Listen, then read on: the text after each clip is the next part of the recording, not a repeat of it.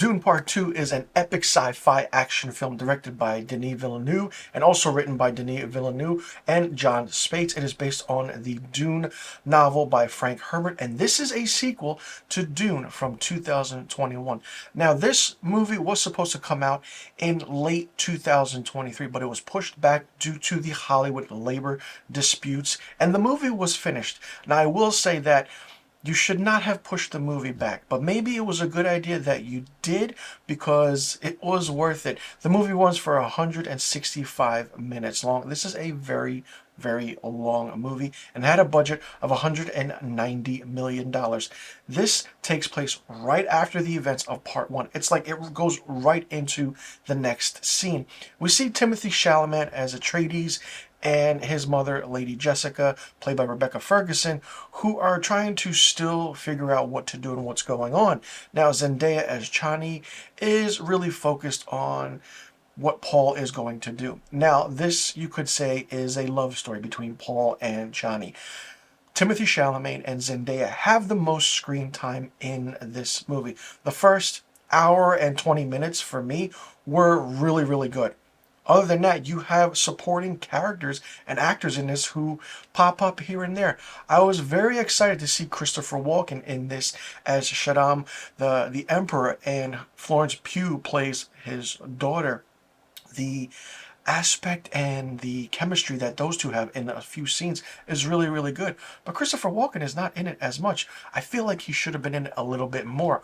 When you see the trailers and you see that one quick image of Christopher Walken and you're like, wow, he's going to have a big role.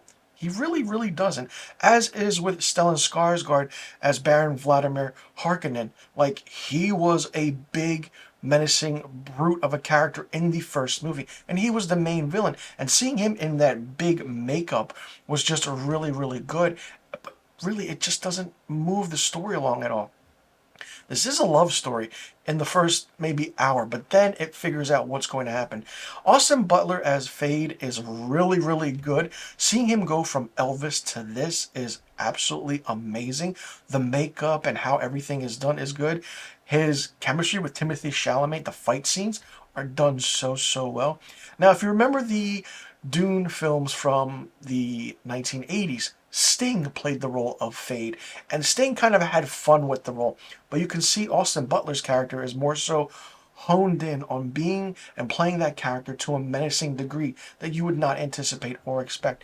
And then you have Josh Brolin, you have even Dave Bautista in this, Leah Seydoux, and Charlotte Rampling, and Javier Bardem.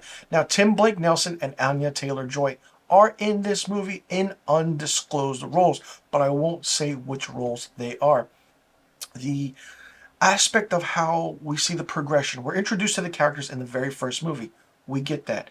Now, from here on out, it's just what can happen and what will happen. This will be lauded as one of the greatest sequels of all time. Maybe in the top 100, top 10, or top 20. That's my opinion, and I really think it will be. This is a fun movie. Denis Villeneuve's eye for detail, for cinematography, for directing, for capturing the emotional aspect of how everything happens in a scene is so, so well done. I want more of the Dune saga and the series. Like, I was a fan of the original 1980s version that starred Sting, but it was just different at the time. But now, with technology, CGI, and how everything is different with filmmaking, this feels more put together and really, really done well. Could you imagine Dune 1 and Dune Part 2? Like, it's literally over 4.5 hours of a complete film. Part 2 is really, really good. I'm not a fan of Timothy Chalamet, but he really showed his acting chops with the character of Paul Atreides. He brings the emotion, the dynamic of what it is to play a character like this, and the chemistry that he has with Zendaya, mind-blowingly amazing. I will say the villains are here nor there. They're there as a threat, but as a big villain to have a threat against the main character, it's not so cohesive enough, but it's done so, so well. The cinematography by Greg Fraser is good, and the music by Hans Zimmer is even better. I mean, Hans Zimmer, what more could you want? This is a fun movie, just a little bit too long for me, because it's just, anymore now, some movies are just over the 2.5 hour mark, And with that, I mean, the first film was 155 minutes long. This is 165 minutes long. So this is 10 minutes longer, but part one felt more, going. Part two is like slows down a little bit, picks up, slows down a little bit, but the dialogue, the writing, the aspect, so well done. Dune Part 2, I can see getting nominated for a lot of technical awards in when the new award seasons come out at the end of 2024. Definitely Best Picture, Best Director, Best Screenplay, and maybe a few Best Acting chops, and a lot of, like I said, technical awards. For me, Dune Part 2 gets 5 out of 5 stars. Let me know in the comment section below what you thought about Dune Part 2. Did you like it? Did you not like it? What did you think of it? What did you think about the aspect of the story? Do you think this is going to be garnered as the greatest sequel of all time? If not, do you think it will be talked about? Do you think Denis Villeneuve is a great sci-fi director? Who's your favorite character? Who's your least favorite character?